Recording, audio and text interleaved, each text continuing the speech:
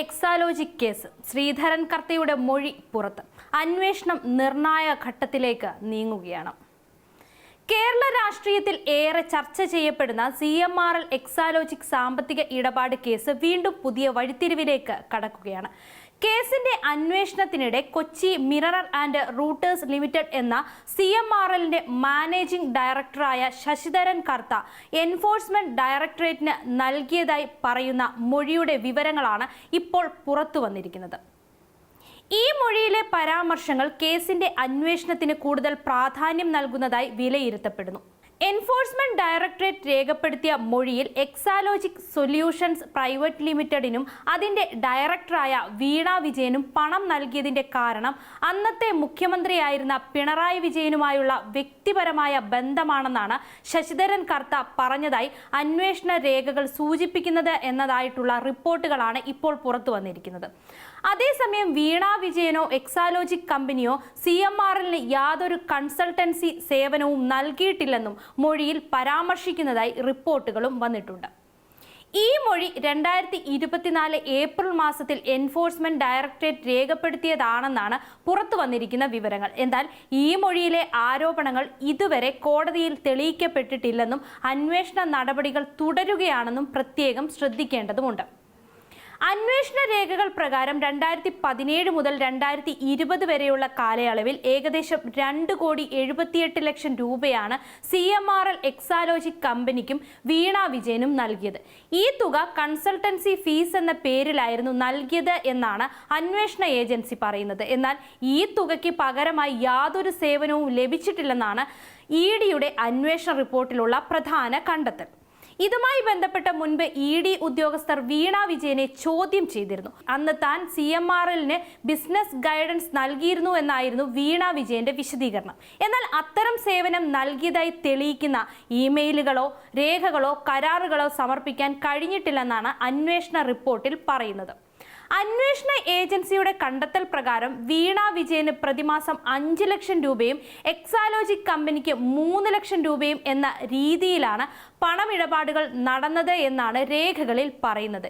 ഇതിനു പുറമെ ശ്രീധരൻ കർത്തയുടെ ഉടമസ്ഥതയിലുള്ള മറ്റൊരു ധനകാര്യ സ്ഥാപനത്തിലൂടെ 50 ലക്ഷം രൂപയുടെ വായ്പയും അനുവദിച്ചിരുന്നുവെന്നാണ് അന്വേഷണത്തിൽ ഉൾപ്പെടുത്തിയിരിക്കുന്ന മറ്റൊരു വിവരമെന്ന നിലയിലും റിപ്പോർട്ടുകൾ പുറത്തുവരുന്നുണ്ട്. ഈ കേസിന്റെ മറ്റൊരു പ്രധാന വശം എക്സാലോജിക് കമ്പനിയുടെ സാമ്പത്തിക നിലയുമായി ബന്ധപ്പെട്ടതാണ്. അന്വേഷണ ഏജൻസിയുടെ റിപ്പോർട്ട് പ്രകാരം 2014-2015 കാലഘട്ടത്തിൽ സാമ്പത്തിക നഷ്ടം നേരിടുന്ന എക്സാലോജിക് കമ്പനിക്ക് 2016 ഒന്നാം പിണറായി സർക്കാർ അധികാരത്തിൽ വന്ന ശേഷമാണ് CMRLുമായി കരാറിൽ ഏർപ്പെടാൻ സാധിച്ചത് എന്നാണ് ചൂണ്ടിക്കാട്ടിയിരിക്കുന്നത്. ഈ സാഹചര്യവും അന്വേഷണത്തിന്റെ ഭാഗമായാണ് പരിശോധിക്കപ്പെടുന്നത്. കേസുമായി ബന്ധപ്പെട്ട് CMRL 242 ബാങ്ക് അക്കൗണ്ടുകൾ എൻഫോഴ്സ്മെന്റ് ഡയറക്ടറേറ്റ് മരവിപ്പിച്ചിട്ടുണ്ടെന്നാണ് ഔദ്യോഗിക രേഖകൾ സൂചിപ്പിക്കുന്നത്. ഇതിനു മുൻപ് തന്നെ വീണ വിജയന്റെ ബാങ്ക് അക്കൗണ്ടിൽ ഉണ്ടായിരുന്ന 16.5 ലക്ഷം രൂപയും ED മരവിപ്പിച്ചിരുന്നു.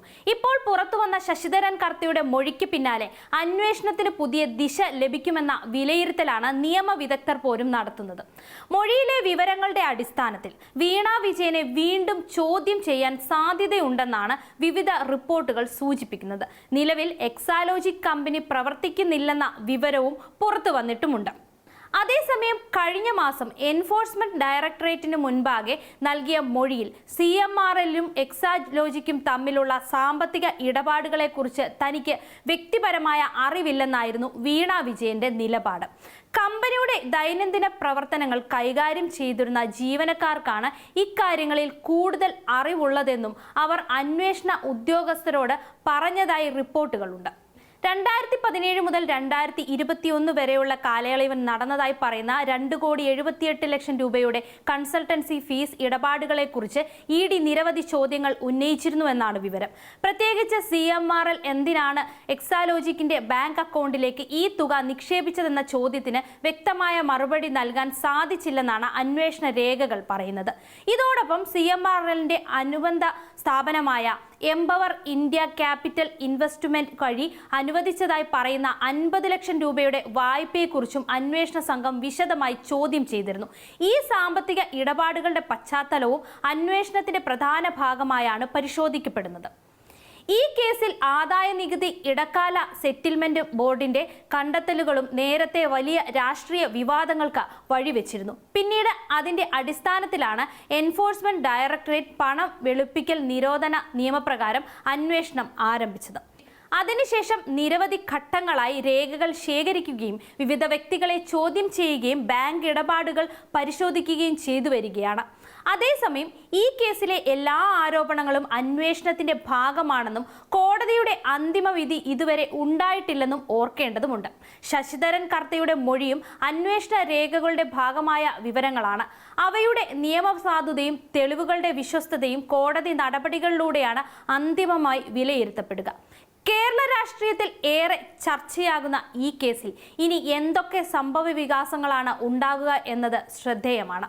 അന്വേഷണ ഏജൻസിയുടെ തുടർ നടപടികൾ വീണ വിജയനെ വീണ്ടും ചോദ്യം ചെയ്യുമോ എന്ന കാര്യം, കൂടുതൽ സാമ്പത്തിക രേഖകൾ പുറത്തുവരുമോ എന്നത്, രാഷ്ട്രീയ പ്രതികരണങ്ങൾ എങ്ങനെയായിരിക്കും എന്നെല്ലാമുള്ളത് ഇനി വരും ദിവസങ്ങളിൽ വ്യക്തമാവുകയുള്ളൂ.